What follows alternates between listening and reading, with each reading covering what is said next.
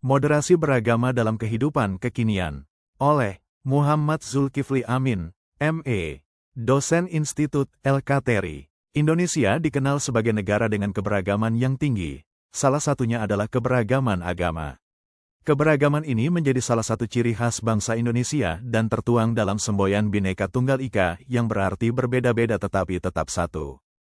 Keberagaman, beragam atau unik dalam suatu komunitas atau kelompok. Di Indonesia, perbedaan itu banyak sekali. Kita berbeda dalam hal suku bangsa, agama, budaya, bahasa, adat istiadat, ragam suku dan keyakinan. Keberagaman suku bangsa. Indonesia punya lebih dari 1.300 suku bangsa. Contoh, suku Jawa, Sunda, kita di Jawa Barat, Batak, Dayak, Asmat, Bugis, Minang, Bali. Setiap suku punya ciri khasnya sendiri. Keberagaman agama. Negara mengakui 6 agama, Islam, Kristen Protestan, Katolik, Hindu, Buddha, dan Konghucu. Ada juga aliran kepercayaan lain. Kita bebas memeluk agama dan beribadah sesuai keyakinan, dijamin UUD 1945. Warna-warni budaya dan bahasa kita. Keberagaman budaya, pakaian adat, baju bodo, Sulawesi. Rumah adat, rumah gadang, Sumatera. Tarian daerah, tari kecak, Bali. Alat musik, gamelan, Jawa, Bali. Makanan khas, rendang, Sumatera. Ada lebih dari 700 bahasa daerah. Contoh, bahasa Sunda, Jawa, Batak, dan lain-lain bahasa Indonesia jadi bahasa persatuan kita. Bhinneka Tunggal Ika, semboyan, moto, bangsa Indonesia. Artinya, berbeda-beda tetapi tetap satu jua. Asal-usul, diambil dari kitab kuno Sutasoma karangan Empu Tantular pada zaman kerajaan Majapahit. Letaknya di mana? Tertulis pada pita yang dicengkeram oleh Garuda Pancasila, negara kita.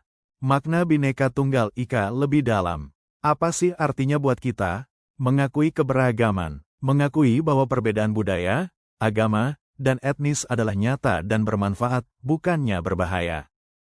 Toleransi dan saling menghargai. Menghormati keberagaman satu sama lain adalah satu-satunya cara untuk membangun persatuan. Bukan meleburkan perbedaan. Tidak berarti bahwa semua perbedaan harus lenyap menjadi satu. Melainkan, itu berarti bahwa setiap orang dapat hidup berdampingan secara damai dalam kesatuan. Di Indonesia, 6 agama telah diakui oleh negara secara resmi. Islam, Kristen, Katolik, Hindu, Buddha, dan Konghucu. Pengakuan ini menegaskan bahwa negara hadir untuk semua, menjamin kebebasan beragama sesuai UUD 1945. Di Indonesia, perdamaian beragama bukan sekadar keinginan, ia adalah kebutuhan yang mendasar. Di tengah keberagaman suku, budaya, dan keyakinan, harmoni menjadi komoditas yang amat berharga, bahkan tak tergantikan. Kita tidak bisa menyerahkan tugas menjaga kerukunan hanya kepada pemerintah atau tokoh agama. Ini adalah tanggung jawab bersama, tanggung jawab setiap warga, setiap hati yang mencintai negeri ini. Dengan kesadaran yang tumbuh dari nurani, dan dedikasi yang lahir dari semangat kebangsaan, kita bisa menciptakan ruang sosial yang inklusif, adil, dan penuh penghormatan. Melalui sikap saling toleransi, kesediaan untuk mendengar, dan keberanian untuk memahami, kita sedang membangun Indonesia yang damai, Indonesia yang sukses, dan Indonesia yang kohesif. Bukan karena sama, tapi karena mampu hidup bersama dalam perbedaan. Agama Islam. Islam masuk ke Indonesia melalui proses yang berlarut-larut dan rumit. Hal ini tidak dapat dijelaskan sepenuhnya hanya dengan satu hipotesis. Namun satu hal yang pasti, Islam telah membentuk Indonesia menjadi budaya yang kaya dan beragam serta menjadi bagian integral dari identitas agama Kristen Protestan. Berbeda dengan Islam yang berkembang melalui perkawinan dan perdagangan, agama Kristen Protestan menyebar ke seluruh Indonesia secara lebih langsung sebagai akibat penjajahan Eropa, khususnya penjajahan Belanda. Bahkan saat ini, sisa-sisa ekspansi Kristen Protestan di masa lalu di seluruh Indonesia dapat dilihat di berbagai gereja bersejarah, sekolah Kristen, dan komunitas Kristen di negara ini. Kekristenan Protestan telah tumbuh menjadi komponen penting dalam keberagaman agama di Indonesia, meskipun mengalami pasang surut. Agama Katolik. Pada abad ke-16, Portugis pertama kali memperkenalkan agama Katolik ke Nusantara. Kehadiran Eropa tidak hanya dilatar belakangi oleh semangat berburu rempah-rempah tetapi juga oleh misi 3G yang merupakan singkatan dari penyebaran agama, Injil, kolonialisme, kemuliaan, dan pengejaran uang, emas. Agama Hindu. Salah satu peristiwa penting yang mempengaruhi peradaban Indonesia adalah masuknya agama Hindu ke Nusantara. Peradaban yang khas dan maju dihasilkan sebagai konsekuensi dari proses akulturasi antara budaya Hindu dan budaya asli. Meski masuknya Islam telah mengurangi pengaruh Hindu, kita mungkin masih menghargai warisan budaya Hindu saat ini.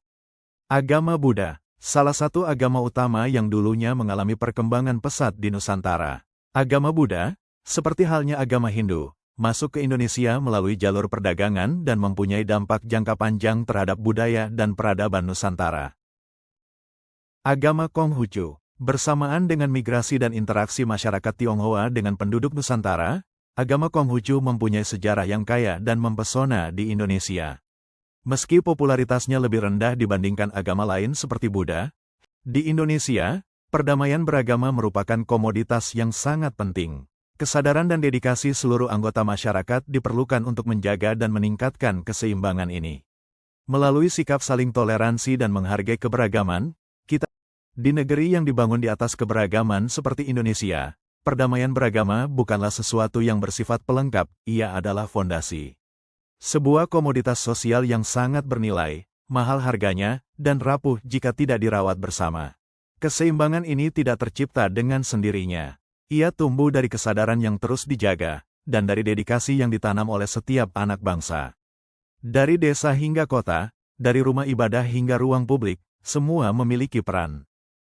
Ketika kita memilih untuk saling menghargai, bukan mencurigai, untuk membuka hati, bukan memaksakan, maka saat itulah Indonesia menjadi lebih dari sekadar nama negara, ia menjadi rumah yang damai bagi semua. Dengan toleransi sebagai sikap, dan keberagaman sebagai kekuatan, kita bisa bersama-sama membangun Indonesia yang damai, Indonesia yang sukses, dan Indonesia yang kohesif. Bukan karena kita sama, tapi karena kita saling menjaga perbedaan.